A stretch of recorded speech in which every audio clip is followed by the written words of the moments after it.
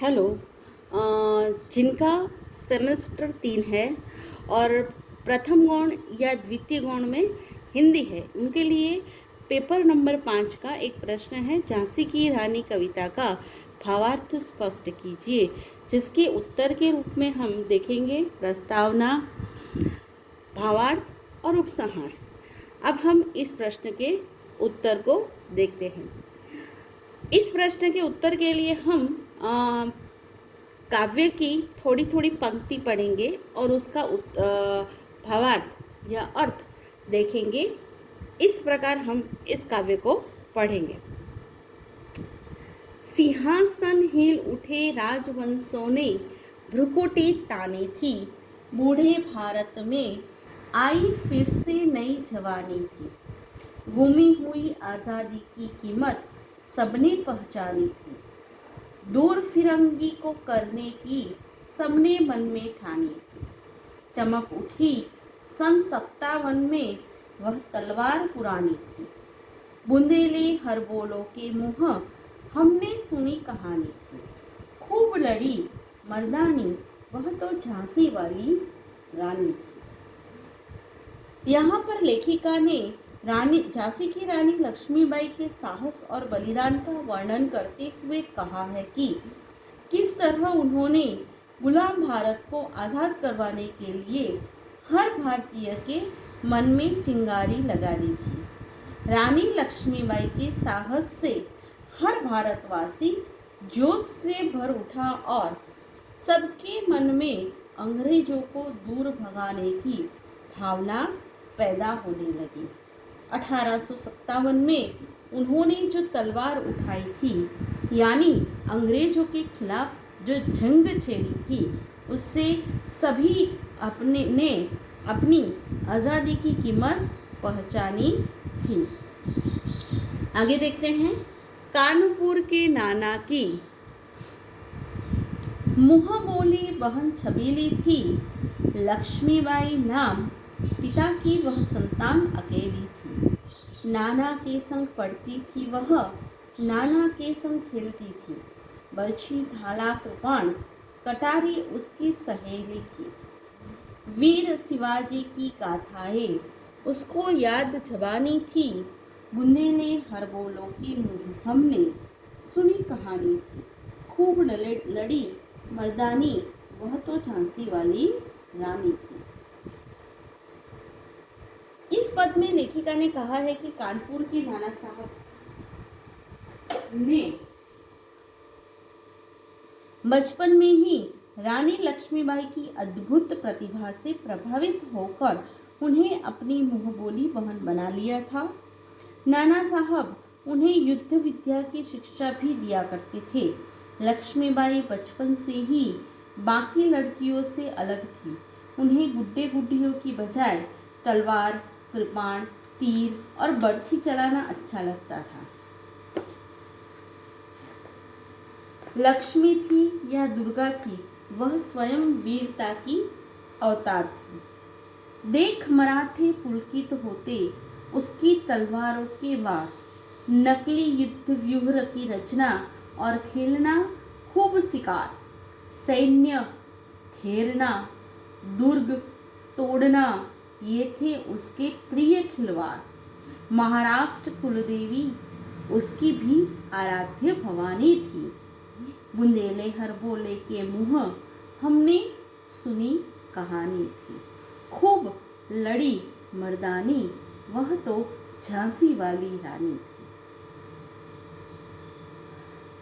यहाँ पर लक्ष्मीबाई की व्यूह रचना, तलवारबाजी, लड़ाई का अभ्यास तथा दुर्ग तोड़ना, इन सब बातों में वह किस प्रकार माहिर थी वह दिखाया है। मराठाओं की कुलदेवी भवानी उनकी भी पूजनीय थी। वे वीर होने के साथ साथ धार्मिक भी थी। हुई वीरता की वैभव्य के साथ सगाई झांसी में, ब्याह हुआ रानी बन गई लक्ष्मीबाई झांसी में। राजमहल में बजी बधाई खुशियाँ छाई झांसी में, सुभट बुंदेलों की विरुदावली सी वह आई झांसी में। चित्रा ने अर्जुन को पाया, शिव से मिली भवानी थी, बुंदेले हरबोलों के मुँह हमने सुनी कहानी थी। खूब लड़ी मर्दानी वह तो झांसी वाली रानी थी। यहाँ पर कवयित्री कहती है कि लक्ष्मीबाई के झांसी के राजा श्री गंगाधर राव के साथ विवाह हुए और उनकी जोड़ी को यहाँ पर शिव पार्वती और अर्जुन चित्रा की उपमा से नवाजा गया है। उनके आने से झांसी में खुशियाँ और सौभाग्य आ गया है, ऐसा बताया गया है।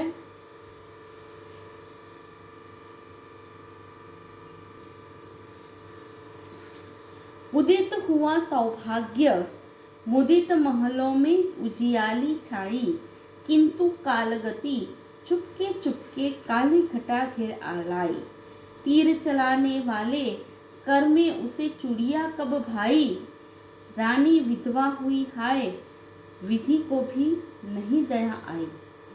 निसंतान मरे राजा जी, रानी शोक समानी थी, मुंदेले हर बोलो के मुँह हमने सुनी रानी की कहानी थी। खूब लड़ी मर्दानी वह तो झांसी वाली रानी थी। लक्ष्मीबाई के जीवन के कठिन समय का यहाँ पर वर्णन किया गया है, जिसमें उनके पति की असमय मृत्यु के बाद रानी अत्यंत दुखी हो गई थी। उनके कोई संतान भी नहीं थी। वे झांसी संभालने के लिए बिल्कुल अकेली रह गई थी। बूझा दीप झांसी का तब, डलहौजी मन में हर्षाया, राज्य हड़प करने का उसने यह अच्छा अवसर पाया। फौरन फौजे भेज दुर्ग पर अपना झंडा लहराया, लावारिस का वारिस बनकर ब्रिटिश राज्य झांसी आया। अश्रुपूर्णा रानी ने देखा, झांसी हुई वीरानी थी, बुंदेले हरबोलों के मुँह हमने सुनी कहानी थी। खूब लड़ी मर्दानी वह तो झांसी वाली रानी थी। यहाँ पर बताया गया है कि झांसी के राजा की जो असमय मृत्यु हुई, उसके बाद जो अंग्रेज अधिकारी था डलहौजी, उसने झांसी को हड़प लेने का यह अच्छा अवसर मिल गया। उसने अपनी सेना को अनाथ हो चुकी झांसी पर कब्जा जमाने के लिए भेज दिया। अनुनय विनय नहीं सुनती है, विकट शासकों की माया, व्यापारी बन दया चाहता था वह जब यह भारत आया। डलहौजी ने पैर पसारे, अब तो पलट गई काया, राजाओं नवाबों की को भी उसने पैरों ठुकराया। रानी दासी बनी यह दासी अब महारानी थी, बुंदेले हरबोलों के मुँह हमने सुनी कहानी थी। खूब लड़ी मर्दानी वह तो झांसी वाली रानी थी।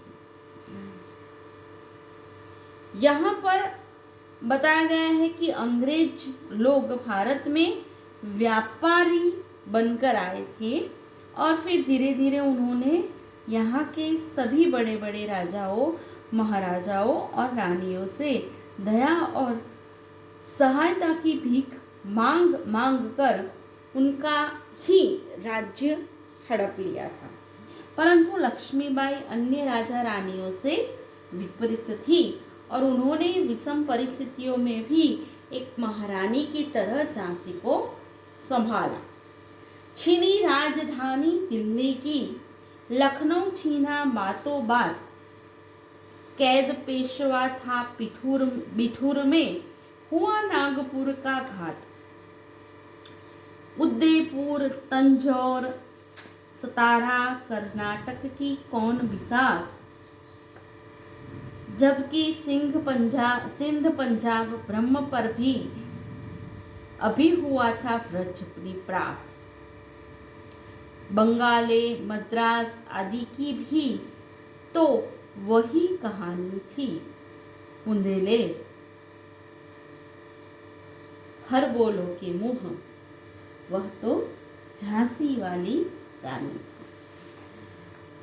यहाँ पर कहा गया है कि उन सभी राज्यों की यहाँ पर चर्चा की गई है जिन्होंने अंग्रेजों द्वारा हड़प लिया गया था, जो है दिल्ली, लखनऊ, बिठूर, नागपुर, उदयपुर, तंजौर, कर्नाटक, सिंध प्रांत, पंजाब, बंगाल, मद्रास आदि।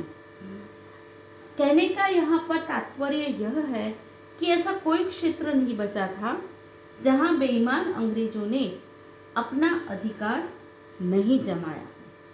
रानी रोई रनिवासों में, बेगम गम से थी बेजार, उनके गहने कपड़े बिकते थे कलकत्ते के बाजार। सरे आम नीलाम छापते थे अंग्रेजों के अखबार, नागपुर के जेवर ले लो, लखनऊ के 9 लाख हार। यो पर्दे की इज्जत परदेसी के हाथ बिकानी थी, बुंदेले हरबोलों के मुंह, झांसी वाली रानी थी। यहाँ पर क्रूर अंग्रेजों की निर्लजता का वर्णन है कि कैसे वे लोग सभी राजाओं तथा नवाबों की हत्या के बाद वहाँ के राज्य तो हड़पते ही थे, साथ ही साथ वे उनकी रानियों और बेगमों की इज्जत से भी खिलवाड़ करते थे, चाहे वह लखनऊ की बेगम हो या कलकत्ता और नागपुर की रानियां। उनके कपड़े और जेवर तक छीनकर नीलाम कर दिए जाते थे और अब उनका अगला कदम झांसी की ओर था। कुटियों में भी विषम वेदना, महलों में आहत अपमान, वीर सैनिकों के मन में था अपने पुरखों का अभिमान। नाना धुंधुपत पेशवा जुटा रहा था सब सामान। नाना बहिन छबीली के ने रणचंडी का कर दिया प्रकट आह्वान। हुआ यज्ञ प्रारंभ, उन्हें तो सोई ज्योति जगानी थी, बुंदेले हरबोलों के मुंह, झांसी वाली। यहाँ इस पद में बताया गया है कि चाहे वो गरीब हो या अमीर, सभी के मन में अंग्रेजों के लिए विद्रोह की चिंगारी भड़क रही थी। सभी सैनिक नाना साहेब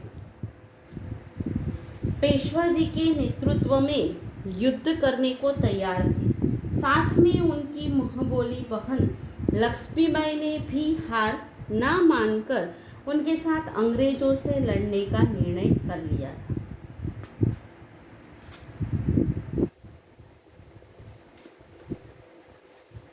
महलों ने दी आग, झोपड़ियों ने ज्वाला सुलगाई थी, यह स्वतंत्रता की चिंगारी अंतरम से आई थी।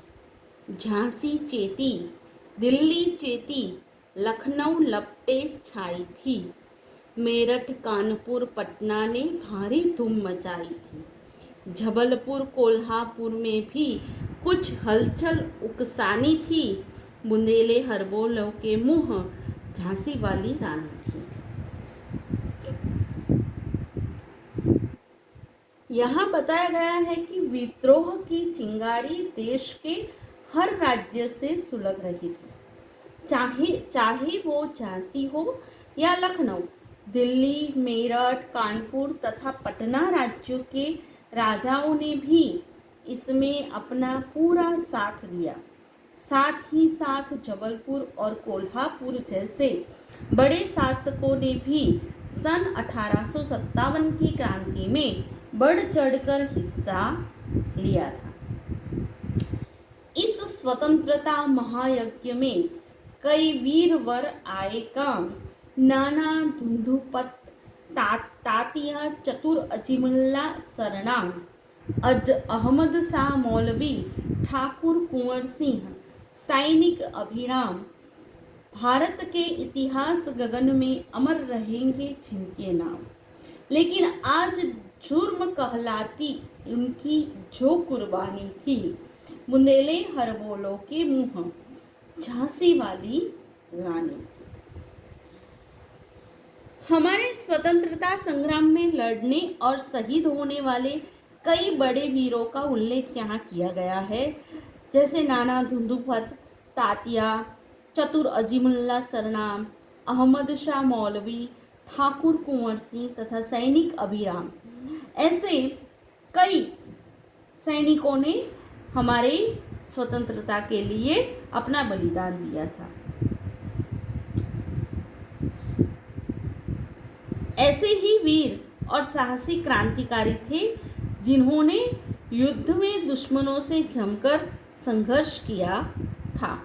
इनकी गाथा छोड़ चले हम झांसी के मैदानों में, जहां खड़ी है लक्ष्मीबाई मर्द बनी मर्दानों में। लेफ्टिनेंट वॉकर आ पहुंचा, आगे बढ़ा जवानों में, रानी ने तलवार खींच ली, हुआ द्वंद आसमानों में। जख्मी होकर वॉकर भागा, उसे अजब हैरानी थी, बुंदेले हरबोलों के मुंह, झांसी वाली रानी। इन सभी वीरों के अलावा वीरांगना रानी लक्ष्मीबाई की वीरता का परिचय यहाँ पर दिया गया है। झांसी में युद्ध में जब लेफ्टिनेंट वॉकर अंग्रेजों की तरफ से युद्ध करने आए तो उनसे लड़ने के लिए अकेली झांसी की रानी ही काफी थी। उन्होंने दोनों हाथों में तलवार लेकर रणचंडी की तरह वॉकर पर प्रहार किया। इस प्रकार से वो बुरी तरह जख्मी हो गया और तथा रानी के शौर्य बल से वह अचंभित भी रह गया। रानी बड़ी कालपी आई, करसौ मिल निरंतर पाई, घोड़ा थककर गिरा भूमि पर, गया स्वर्ग तत्काल सिधार, यमुना तट पर अंग्रेजों ने फिर खाई रानी से हार। विजयी रानी आगे चल दी, किया ग्वालियर पर अधिकार, अंग्रेजों के मित्र सिंधिया ने छोड़ी राजधानी थी, बुंदेले हरबोले झांसी वाली रानी थी। रानी की वीरता का यहाँ अद्भुत वर्णन प्राप्त होता है। वे 100 मील घोड़े पर बैठकर अंग्रेजों को खदेड़ती हुई यमुना तट तक ले गई और अंग्रेज वहां रानी से पराजित हुए, परंतु यहाँ पर उनके घोड़े ने वीरगति प्राप्त कर ली, अर्थात वो मर गया। उसके बाद उन्होंने ग्वालियर पर भी अपना अधिकार जमाया, जहां के राणा सिंधिया ने अंग्रेजों के डर से उनसे मित्रता कर ली थी और अपनी राजधानी को छोड़कर वहां से चले गए थे। विजय मिली पर अंग्रेजों की फिर सेना घिर आई थी। अब के जनरल स्मिथ सम्मुख था, उसने मुंह की खाई थी। काना और मंद्रा सखियां रानी के संग आई थी। युद्ध क्षेत्र में उन दोनों ने भारी मार मचाई थी, पर पीछे यूरोज आ गया, हाय गिरी अब रानी थी, बुंदेले हरबोलो झांसी वाली रानी थी। अब जनरल स्मिथ ने सेना की कमान संभाल ली थी। रानी लक्ष्मीबाई का साथ देने के लिए उनकी 2 सहेलियां कान्हा और मंद्रा युद्ध मैदान में उतर गई थी। इन तीनों ने अपनी वीरता और साहस के दम पर कई अंग्रेज सैनिकों की लाशें बिछा दी थी, परंतु तभी पीछे से जनरल यूरोज ने आकर रानी को घेर लिया और यहीं रानी उसके शिकंजे में फंस गई थी। तो भी रानी मार काट कर चलती बनी सैन्य के पार। घोड़ा अड़ा, नया घोड़ा था, इतने में आ गए सवार। रानी एक शत्रु बहुतेरे होने लगे वार पर वार। घायल होकर गिरी सिंहनी, उसे वीरगति पानी थी। बुंदेले हर बोलो, झांसी वाली रानी थी। रानी जैसे तैसे बचते हुए दुश्मनों के बीच से निकलकर बाहर आ गई थी, लेकिन अचानक उसके सामने एक चौड़ा नाला आ गया। उनका घोड़ा नया होने के कारण उसे पार नहीं कर पाया और वह वहीं अड़ गया। बस यहीं शत्रुओं ने मौका देखकर अकेली रानी पर कई वार पर वार किए और झांसी की रानी ने यहीं अपनी अंतिम सांस तक लड़ते हुए वीरगति प्राप्त की। रानी गई सिधार चिता, अब उसकी दिव्य सवारी थी। मिला तेज से तेज, तेज की वह सच्ची अधिकारी थी। अभी उम्र कुल 23 की थी, मनुज नहीं अवतारी थी। हमको जीवित करने आई बन स्वतंत्रता नारी थी। दिखा गई पथ, सिखा गई हमको जो सिखानी थी। बुंदेले हर बोलो, झांसी वाली रानी थी।